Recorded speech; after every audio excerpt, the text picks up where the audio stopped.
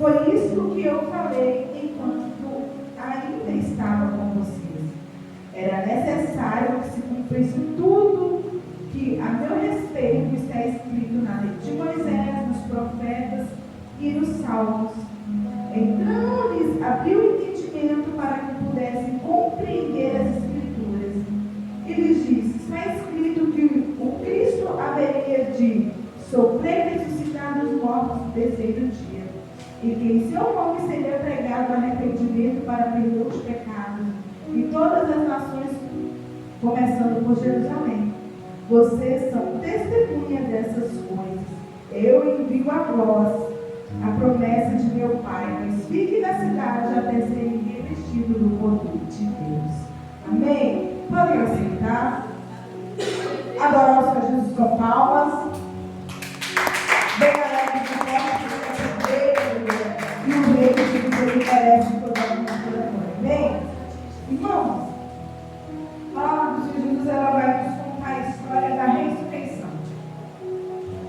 Jesus, ele morre, ele é crucificado, a gente já sabe dessa parte da história. E só que ele, antes de morrer, ele sempre estava dizendo para os seus discípulos, contando para os seus discípulos, que um dia ele iria ter que sofrer, mas que ele ia ressuscitar no terceiro dia.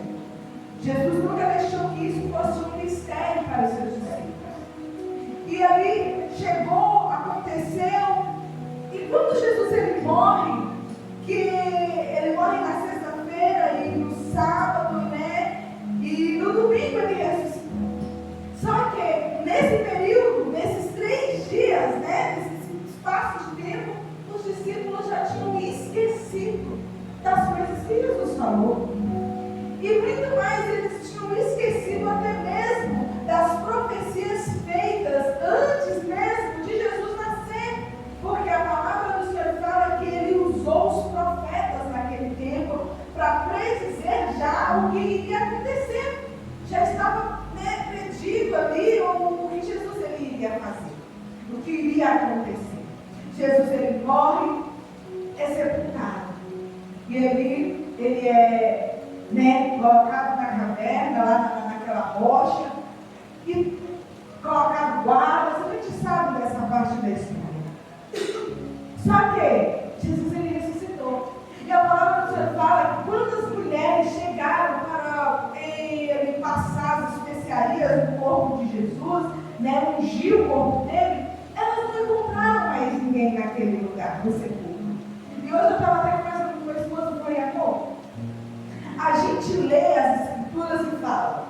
E ali elas chegaram e o túmulo estava vazio.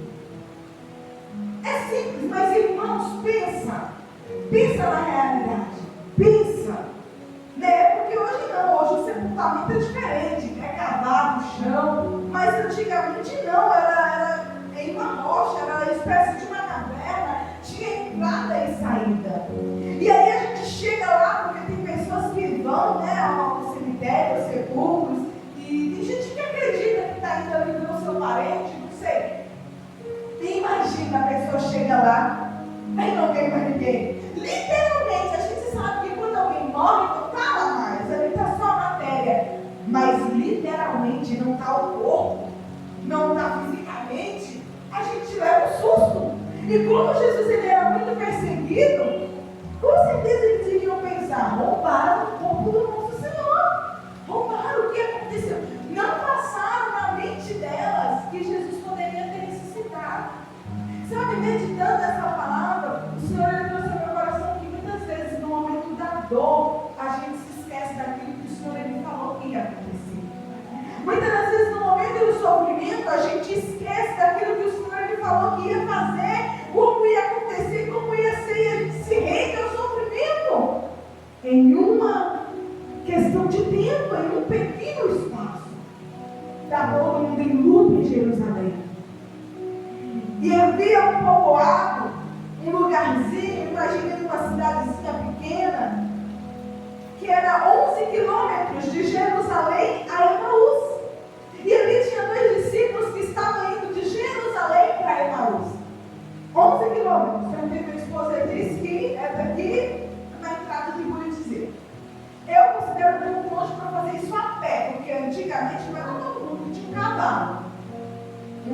bichinho para montar em cima. Era coisa, né, de luxo, tinha que ter dinheiro para ter. Não era todo mundo que tinha. Hoje a gente faz isso de carro, né, dependendo do carro, você consumir muito, a gente faz várias vezes ao dia. Mas aí, o que acontece? Aqueles dois discípulos estavam indo para Emaús. E eles iam conversando entre si, que eu gosto de trabalhar com exemplo. Aqui, e um deles se chamava Leó. Eu acho que não, é isso mesmo. Achei que eu estava falando o nome daquela rainha do Egito. Você corta essa parte, tá? Daí os dois discípulos conversando. Oh, mas que tristeza, o profeta morreu. Você viu que covardia que fizeram com o nosso Jesus. E ali eles vão conversando os dois juntos. Só que aí eles não percebem que chega algo estranho, entre aspas. Pode ser. Que começa a perguntar para eles: e o que é isso que vocês estão falando? O que está acontecendo? E eles olham para aquele homem sem entender nada e falam assim: por acaso tu és estranho em Jerusalém, que não sabe das coisas que têm acontecido nesses últimos dias? Meu irmão, tinha matado um homem inocente, a notícia estava espalhada. E muito mais que tinha matado um homem inocente, tinha matado um pregador, um profeta, um homem que fazia milagres, que curava, que era considerado o rei daquele povo. Então a notícia estava espalhada, é porque não tinha Facebook na época. Porque se tivesse, irmãos, tinha virado notícia de jornal. Estava todo mundo sabendo. E a palavra do Senhor Jesus fala que Jesus ele começa a interagir com aquele povo e ele começa a falar com aqueles dois homens acerca das Escrituras. Eles começam a lembrar eles: olha, isso iria acontecer. Lembra da história dos profetas, Moisés? Essa história está escrita. E a palavra do Senhor fala que quando chegou na cidade, Jesus ele fez de conta que ia passar. Sabe quando a gente está despistando? Que a gente finge que vai passar, mas ele já sabia tudo que ia acontecer. Jesus fez que ia seguir viagem.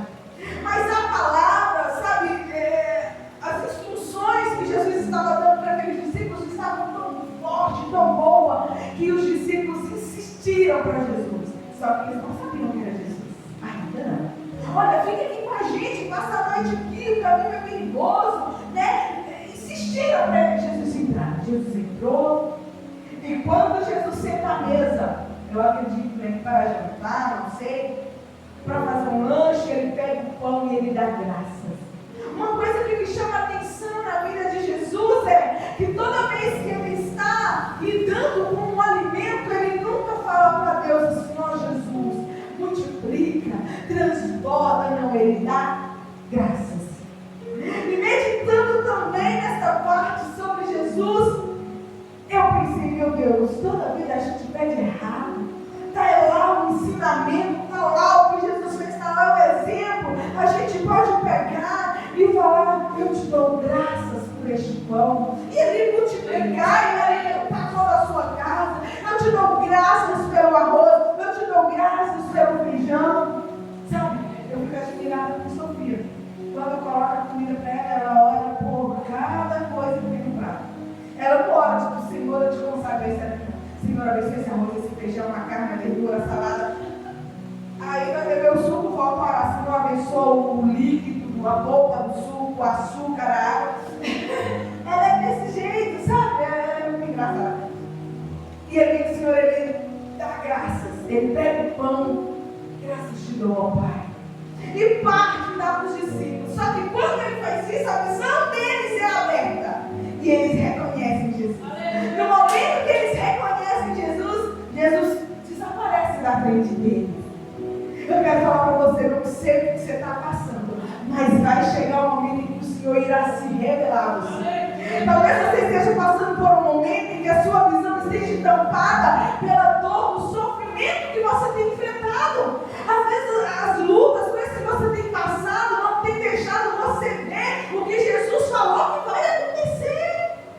Aqueles homens estavam tristes, desesperados, mas naquele momento Jesus se revela e fala: era ele. E ele fala com seu companheiro numa ardia, nos nossos corações quando Ele falava conosco no caminho, quando Ele citava das irmãos. Se é maravilhoso a gente sentar e ouvir a pregação de um vaso sendo usado aqui na frente, imagina ouvir uma pregação por Jesus. Foi uma pregação, Jesus estava caminhando com eles e começou a dizer: vocês não lembram que o profeta Isaías disse? Vocês não lembram o que foi que aconteceu lá no Salmo? Já estava escrito, irmãos, deve ser maravilhoso ouvir Jesus, aleluia. Eu não tenho dúvida que o coração deles queimou, o peito ardeu, sabe? Houve aquela coisa da alma. E ali ele desaparece e eles voltam de novo para Jerusalém. Por isso que eu falo para vocês, de a pé, 11 quilômetros, gente, você tem que estar cheio do Espírito Santo para fazer 2 vezes. Eles voltam correndo, acabou de comer e volta para Jerusalém. E lá ele encontra os outros discípulos e fala: a gente viu ele. É verdade. Enquanto isso, em Jerusalém estava um tumulto. As mulheres tinham visto Jesus e contou para os discípulos, só que ninguém acreditou. Essas mulheres estão doidas. Sabe, isso aí é a dor do mundo, estão fazendo com que elas vejam coisas, escutem coisas, mas não era. Jesus, ele vai aparecer para você, Jesus, ele vai falar com você, e as pessoas não vão acreditar, vão achar que você está doido. Sabe, Jesus falou que vai restaurar a sua vida, e as pessoas estão olhando e dizendo: ela está doida. Sabe, Jesus falou que vai restaurar seu casamento, que vai abrir a porta, e as pessoas não estão entendendo e estão dizendo: ele é doido. Eles estão loucos. Jesus vai me dar algo que para eles é impossível. Morri de você. Mas quando o Espírito Santo, o poder do Deus Altíssimo, posar sobre a sua vida, assim como aconteceu naquele dia, estava todo mundo dentro de casa, discutindo: não foi Jesus, vocês estão doidos. E aquela coisa, apareceu, não apareceu, ressuscitou, não ressuscitou, é fruto da imaginação. Irmãos, parece simples a leitura para quem não está ligado no Espírito Santo, não está ligado nele. Porque imagina o nosso Senhor Jesus, você vê ele morrer na cruz, morrer. Vê o José tirar ele da cruz, enrolar no pano, levar para o sepulcro. E aí de repente ele aparece no meio dos discípulos. E ali, irmãos, pensa no povo medroso do lado de fantasma, eram esses judeus. Quando Jesus aparece andando sobre as águas, a primeira coisa que aquele bando de homens pensa que era o quê? Jesus era um fantasma. Eles acreditavam nessas coisas. Nunca estudei acerca disso, mas está minha vida curiosidade. Outra vez Jesus aparece no meio deles, eles já acham que é um fantasma. Pensa numa criança forte que era no meio deles. Jesus teve que comer um pedaço de peixe assado, está escrito na palavra, para provar que ele não era um espírito, porque o espírito não come. O espírito, ele atravessa a parede. Sabe, Jesus, ele tem poder para isso, mesmo não sendo um espírito. Jesus, ele não é um espírito, não é. Jesus, ele tem corpo. Jesus, ele tem, sabe, carne. Mas ele pode fazer coisas que o espírito faz. Ele atravessa a parede, ele entra e sai de um lugar, aparece e desaparece quando ele quiser. E isso mexeu com a mente deles. Fantasma. É um fantasma. Literalmente, Jesus fala: não tem vez. Me dá um pedaço de pão. Certeza que Jesus não estava com fome, mas comeu para provar. Mostrou a mão, mostrou os pés. Esses dias meu esposo, ele machucou a mão. Ele disse que na hora ele sentiu, que Jesus pode ter sentido. E com certeza que ele sentiu foi bem menos do que o que Jesus sentiu, né? Mas ficou machucado feio assim na mão, que doía. Ele teve um momento para raciocinar, para pensar como deve ter sido em Jesus. Ele mostra a mão, mostra os pés e fala: gente, eu falei para vocês que isso ia acontecer. Sabe que Jesus está falando com você nessa noite? Olha, eu falei com você que essas coisas iriam acontecer. Eu falei para você que o que você está vivendo hoje iria acontecer. Só que você não lembra mais porque está doendo tanto essa luta, está doendo tanto essa prova.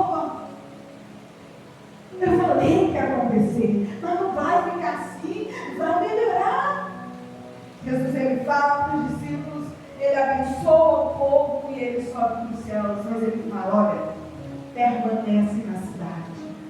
Permanece até que vocês sejam revestidos do poder do alto. E hoje a gente encontra um bando de crentes que acha que a igreja todo dia é religiosidade, né, Jesus? E hoje a gente encontra um bando de gente dizendo que é crente, que não precisa vir para a igreja todo dia. Sendo que o Senhor ele já deixou escrito, fica na cidade, vai ao templo, continua buscando. E aquele povo foi revestido, eles estavam reunidos em um só lugar. É impossível a gente se encontrar todo mundo de uma vez na casa do outro. Já pensou? Do nada a gente aparece tudo na casa da diaconisa Netinha. Tudo assim, ó. Ih, chegou o Ivone, chegou o Jô, chegou eu, chegou aquele. Vamos fazer um culto. É impossível. Não dá, pode aparecer um ou dois. Mas literalmente, se não for marcado, não aparece. Se for marcado, como ainda é difícil aparecer todo mundo. Vamos falar a verdade, não vai. É preciso estar na casa do Pai, gente. É aqui que a gente recebe força. Lá fora a gente faz a obra. Lá fora a gente entrega panfleto. Lá fora a gente fala do amor de Jesus para o vizinho, para alguém do trabalho, para o filho dentro de casa. Porque ela em casa dela do nada chama o mundo e começa a falar com ela quando deixa para um culto. Falta ministrar certo para ela. É desse jeito. Aonde você for, aonde você estiver, você tem que pregar Jesus. E olha, vou te dizer uma coisa, não fique esperando você ir para a África para pregar. Não fique esperando você ir para os Estados Unidos para pregar. Começa a pregar dentro da sua casa. Começa a pregar na sua cidade. Começa a falar que Jesus morreu e ressuscitou no seu bairro, para os seus vizinhos, porque enquanto você sonha em pregar longe, tem pessoas perto de você morrendo, precisando do amor de Jesus. Enquanto você esconde a sua Bíblia dentro da sua bolsa, porque ela não está nem em cima da estante, está dentro da sua bolsa, os seus vizinhos estão precisando de uma palavra. Enquanto você deixa para pregar aqui na igreja, as pessoas que passam perto de você têm fome, têm sede de uma palavra. Ah, eu não estou com tempo para parar e falar que Jesus morreu, ressuscitou e amo essa pessoa agora. Mas, meu irmão, se você não tem tempo para isso, para que mais você tem tempo? Se foi para isso que Jesus te colocou nessa terra, foi para isso que Jesus te colocou nessa terra, foi para ministrar a palavra dele, para a gente resgatar aqueles que estão perdidos. Foi o que a gente acabou de ler. Ele fala, olha, isso tudo é testemunho, e vocês irão pregar para que as vidas alcancem o perdão do Senhor. Jesus, ele não morreu só por mim, só pelos meus filhos, só por você, não. Ele morreu pela humanidade, pelo mundo inteiro. Mas tem muito ser humano que está sendo escravo de Satanás. Tem muito ser humano, tem muita alma que está sendo, sabe, chicoteada nas mãos de Satanás. Tem gente que tem até vontade de estar aqui, mas está preso por grilhões, por correntes e não consegue. Sabe o que a gente fala? Não quer nada com Deus. Ah, fulano é conhecedor, mas você não sabe que aquela pessoa está sem força, está sem aguentar se levantar, amassar no pecado. É difícil, irmão, é difícil, minha irmã. Então não julga, mas faz o que Jesus falou para a gente fazer. Quando ele apareceu para os discípulos, ele disse, ó, vai lá, julga todo mundo, e eu vim só para vocês e pronto. Não foi isso. Ele fala, ide pelo mundo e pregai o Evangelho. Pregai a toda criatura. Eu quero salvar todo mundo, eu quero que todo mundo entre no meu reino. Sabe, tem gente que realmente tem um coração muito duro e infelizmente tem perdido a sua salvação.